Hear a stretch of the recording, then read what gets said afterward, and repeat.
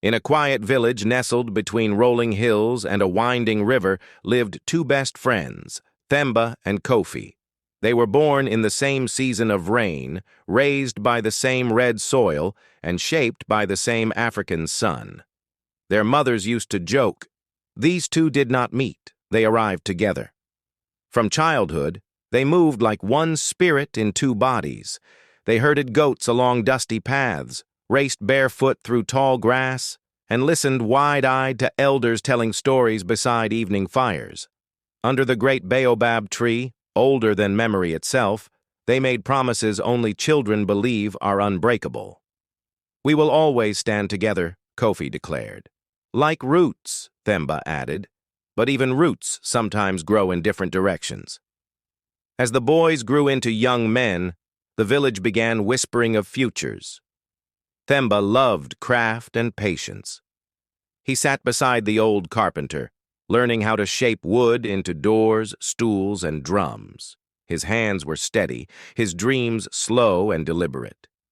Kofi carried the fire of movement. He admired travelers, traders, and anyone whose stories smelled of distant cities. "I was not born to stay," Kofi often said. "And I was not born to chase," Themba would reply. They laughed, until laughter turned into debate, until debate turned into tension. One golden afternoon beneath the Baobab, the argument finally found its voice. "The world is bigger than this village," Kofi insisted. "And this village is a world of its own," Themba answered. "You are afraid to leave." "I am not afraid. I am building. You will still be building when others are already living. And you will be wandering while others are already rooted." The wind rustled the baobab leaves as silence settled between them. Thick, unfamiliar. For the first time in years, they walked away without words. Soon after, Kofi left with a passing truck headed for the city. No ceremony, no songs. Just a quiet goodbye swallowed by pride. Seasons passed. Rain came. Rain left. Themba remained. He carved wood, repaired tools, built furniture, and slowly became known throughout nearby villages. His progress was steady, like a river shaping stone. Kofi's journey was different. The city was loud, restless, unforgiving. Some days he tasted success. Other days he tasted hunger. Dreams came quickly and left just as fast. Yet he kept moving, because movement was all he had ever known. Years later, during a dry season heavy with heat, a familiar figure returned to the village. Kofi, older, quieter, carrying more than just a small travel bag. He carried weariness. They met again beneath the baobab, the same tree, the same shade, but two very different men. For a long moment, neither spoke. Then Kofi broke the silence. "I thought leaving meant winning." Themba listened.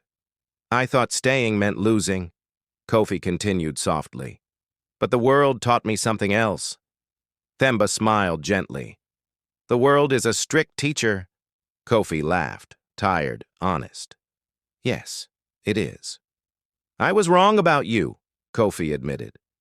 "And I was wrong about you," Themba replied. "I thought you were afraid. I thought you were reckless." They looked at each other, not as boys defending pride, but as men understanding truth.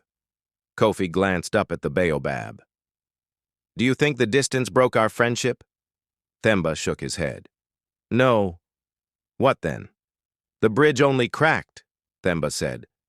"It never disappeared." And beneath the ancient baobab, they rediscovered what Africa itself had always known. Friendship is not measured by footsteps taken together.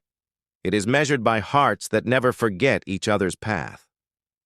From that day forward, they shared stories instead of arguments, lessons instead of pride, wisdom instead of certainty.